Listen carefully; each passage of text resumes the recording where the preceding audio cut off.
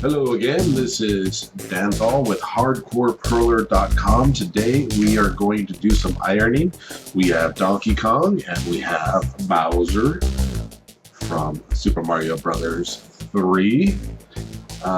We did the video earlier. You may have seen this is going to be part 2 of the video.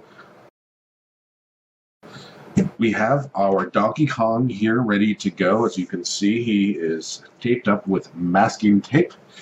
We have our holes poked in there, as you can see.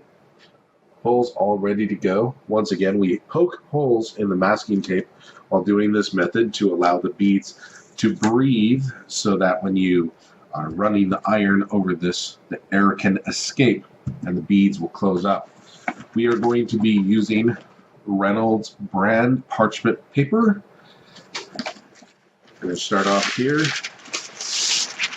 Get a piece of paper that's suitable for it. I like to use the scissors instead of the stuff I think when we're cutting it, so you get a nicer edge to it. A little torn up there. We made it some actual cookies with the parchment paper using what its intended purpose was.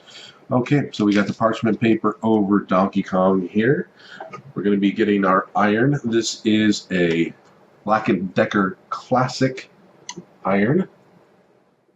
It's set on just a little bit over 5 there, about 5.5, which is I call a mid-wool setting. It's ready to go. Our light is turned off, so it's nice and hot. Don't touch it.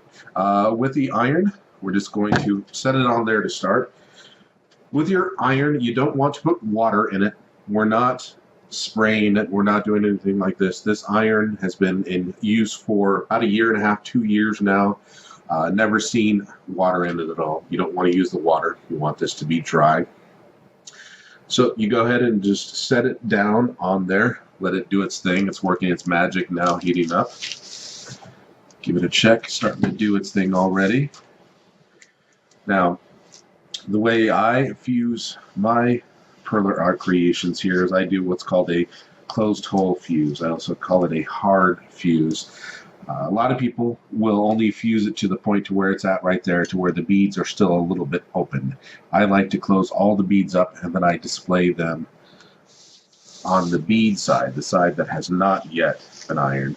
Right now I'm just giving it a once over, just starting to warm it up here. And we'll start to focus on the sections as we go. Donkey Kong, of course, from the classic Nintendo arcade game. In the era of Galaxian and Galaga, Pac-Man, this game was definitely a dominant one in the arcades. So you can see here's Mario, or as in the game Donkey Kong, he was referred to as Jumpman. He didn't gain his Mario status until Mario Brothers. This is the hard fused side, the flat side. And there's the bead side. And now that we got everything kind of warmed up there, we're just going to start going over it. With this, you just keep your iron nice and evenly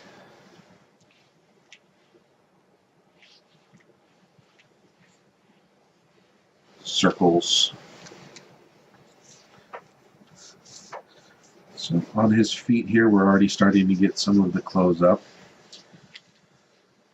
With this brand of iron, it has an auto off feature, so every once in a while you just have to tilt it up. You hear a little ball rolling around in there. It's a fail-safe, so if you leave the iron sitting up in one position for forever, it'll turn itself off. Good feature to have in an iron. But every once in a while, a little red light will start flashing on it, and you'll have to give it a tilt. Of course, your mileage may vary with the irons that you have.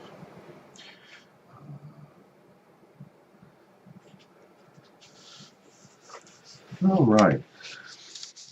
So we're starting to get a little bit of a close on the feet beads here.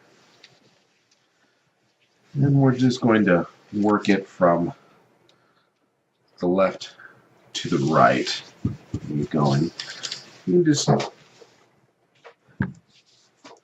once they start to close up, Just get the tip of your iron and just put a little bit of extra weight on it. Just dig in there and flatten those guys out, start to close up the holes. Of course, you can just leave the iron set on there for a little while to warm up more.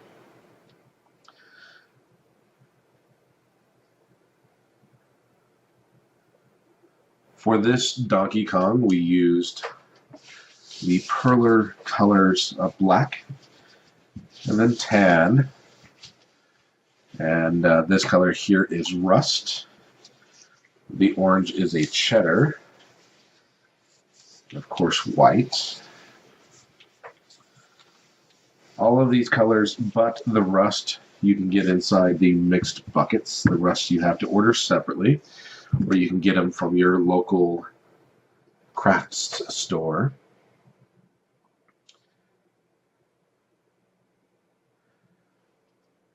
You can leave it set for a little while. You don't want to leave it sitting for too long. If you leave it sitting in one place for too long, then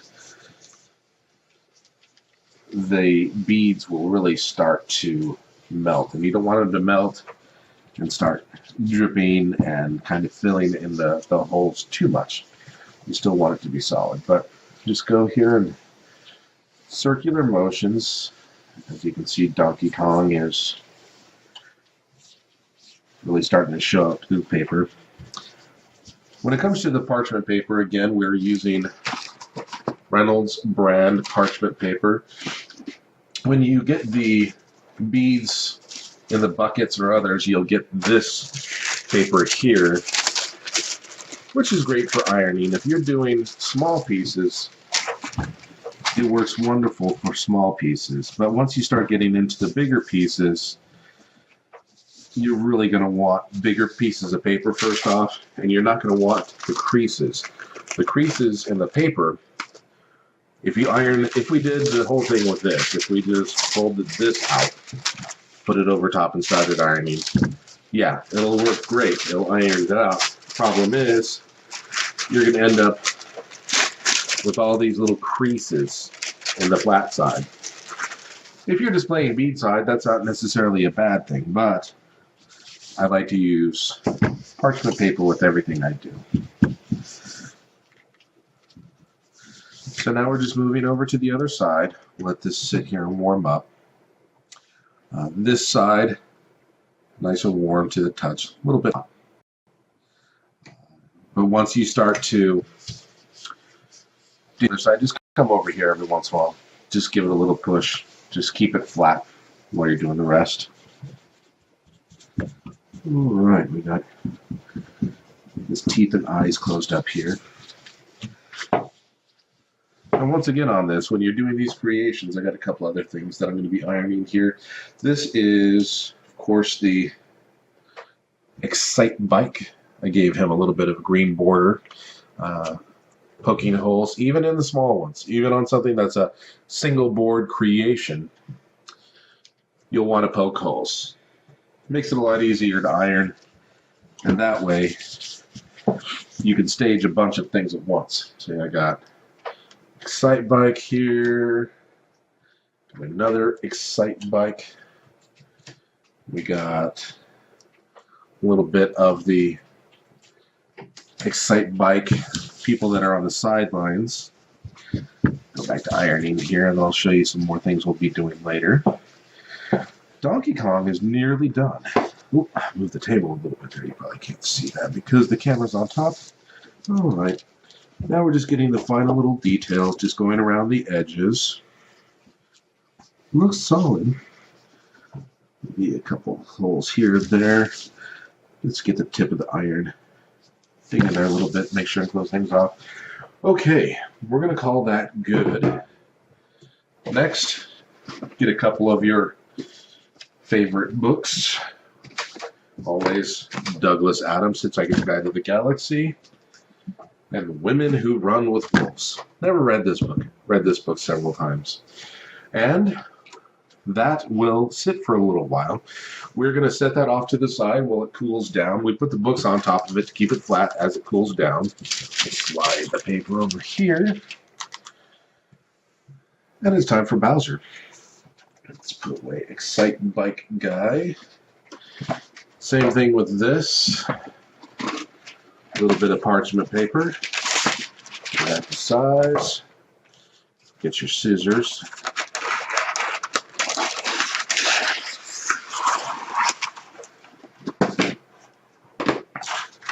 Iron's nice and hot and ready to go, so we'll just be able to set that light on there. And we'll start at his feet. Bowser, of course, got his start in Super 1, where he didn't really interact. Well, he was like the final boss, the 4 levels. You'd have to 1, 4, 2, 4, 3, 4, and Bowser was there. And every time he was a little bit stronger, which was weird because every time at the end of the level, you ended up either shooting him with fireballs until he dies, or he falls into the hot lava. And then guess what? He's back at the next level. And it's saying, that which does not kill you makes you stronger. But Super Mario Bros. 3, definitely one of the greatest original Nintendo games. I remember I didn't have my own Nintendo Entertainment System when this game came out. We had to go rent one. We had to go to the video store, and they actually rented consoles. You can rent this, and we rented Super Mario Bros. 3 and Iron. What do they call it? The Off-Road. Iron Man Off-Road. Ivan Stewart. Something like that. Off-Road. I think those were the only 2 we got. We might have got something like Chip and Dale Rescue Ranger, something like that as well. DuckTales. But here's a couple things that I've made Mario-wise. We got the Flying Mario, his little tail and his ears. We got Shell Kicking Mario. And these I transformed into refrigerator magnets. And we'll probably do a tutorial soon about refrigerator magnets and how to affix these magnets on there, because believe it or not, it's actually difficult because the material that these beads are made out of are kind of non-stick by nature. It's food-grade plastic. It's meant to not let things stick to it naturally. You really got to get in there. And the hot glue gun is the only thing that I found that will really make those fridge magnets stick. But with Perler beads, you can make pretty much anything you can imagine. There's a limitation in colors, but if you mix your palette up a little bit, you can definitely get some good stuff. Here's some other things that I've made. Battletoad, of course. Bead side. I always like to present bead side. My flat sides aren't bad, but I like the fact that they're beads. You got little peanut butter jelly time banana. He's a lot of fun. But as you can see with the ironing, as you go up, the holes close up pretty quick. But right now, because I set the iron there a little bit too long, there's a little bit of a bump moving the iron. That's why you don't want to leave it in one place for too long. But we'll flatten this out here. And just head. We got Grandma from Cookie Clicker. That's a lot of fun. I'm going to make that. All the things I'm showing you right now, I'm going to be making them in fridge magnets soon. Got a Stormtrooper.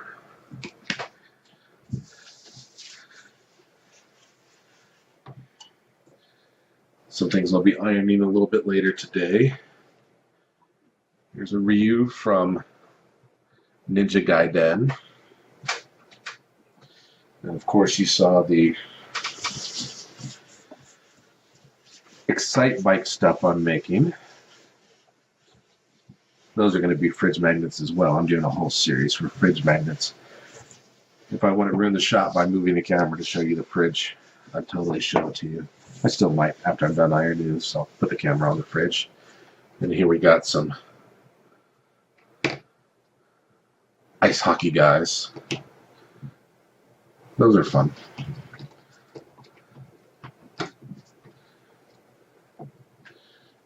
One right over there. Ooh. Bowser's nearly done.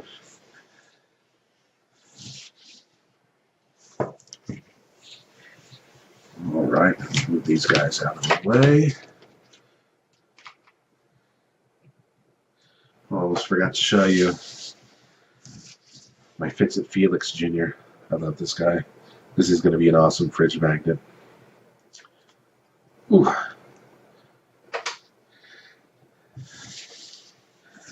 Alright. Of course, with Bowser here, as you can see, I gave him a little bit of a clear bead border. That's one thing I like to do with my stuff, is give them nice solid borders, define those edges. Alright, we're going to call Bowser done here too. Same deal with this. Get a couple books, whether they be your favorite books or not, here. And we are going to finish up our Donkey Kong. It doesn't take too long for these to cool down. Once they're close to room temperature, maybe a little bit warmer, comes off. Piece of paper should just slide off there easy.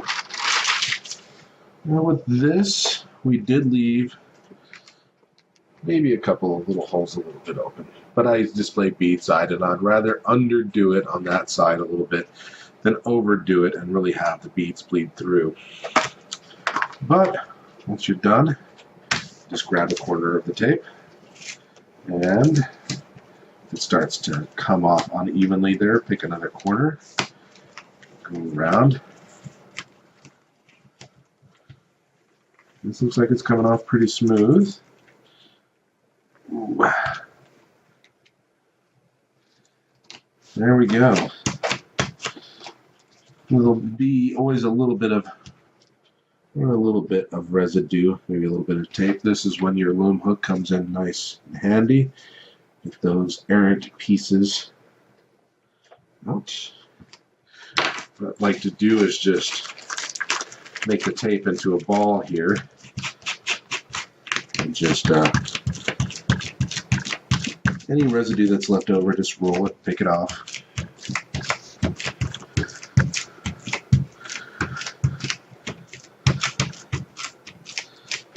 There we go, there's Donkey Kong. All finished up. I like this pose that he's in here. A little bit of an angry beating his chest. Get the flat side. But ooh, Bowser looks pretty good. There's the flat side of Bowser. You can see a little bit of the wrinkles as it heats up and then shrinks back down. And once again, just get a corner of it, lift it up, hold down the creation here. Whenever, so you start to see a little bit of the tape coming off like that. When that starts to happen, just go around to another edge, work your way around to it. It looks like this one got a little bit hotter than the others. And the tape stuck a little bit more with the temperature. Whenever you see a ton of wrinkles like that, it usually means you're going to be putting in a little bit more effort to get the tape off. I think Bowser got a little bit cooked here, a little bit overcooked, because I was showing off my stuff and talking instead of focusing on that. But we'll get this all off here. This is always a little bit of a pain when it goes here. And we'll see, you know, the difference in something that is done just right and something that's a little bit overdone, which is fine. It's good to see the difference in there. And when it comes to Perler creations, it can be a challenge to get something perfect every time, but it always looks good. Once again, loom hook to the rescue. Loom hook can just dig this tape off here.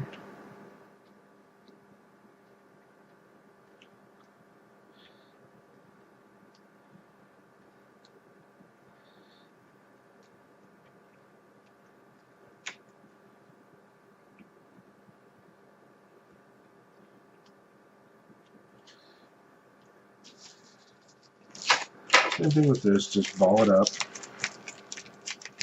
Get some of the residue and stuff off of there. With this, you can even take off some of the extra little tape that gets left behind.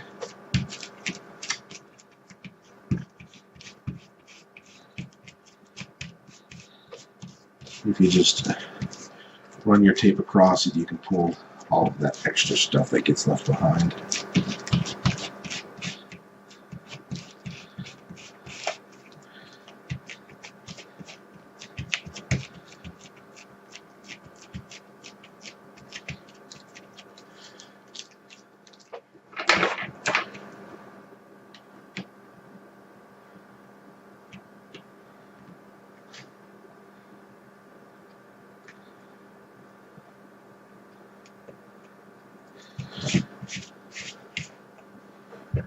And we got Bowser. Maybe a tad bit little clean up there. Get the rest of the pieces of tape off. Still looks solid. Flat side on that looks really good. Oftentimes when the flat side's perfect, the bead side will be left with a couple beads there, a little bit overcooked. Not too difficult to get this stuff out. Dig it out here. You get a little Goo Gone. Goo Gone will help you get the residual tape that's out. Alright. So there we go. We've got Donkey Kong and Bowser.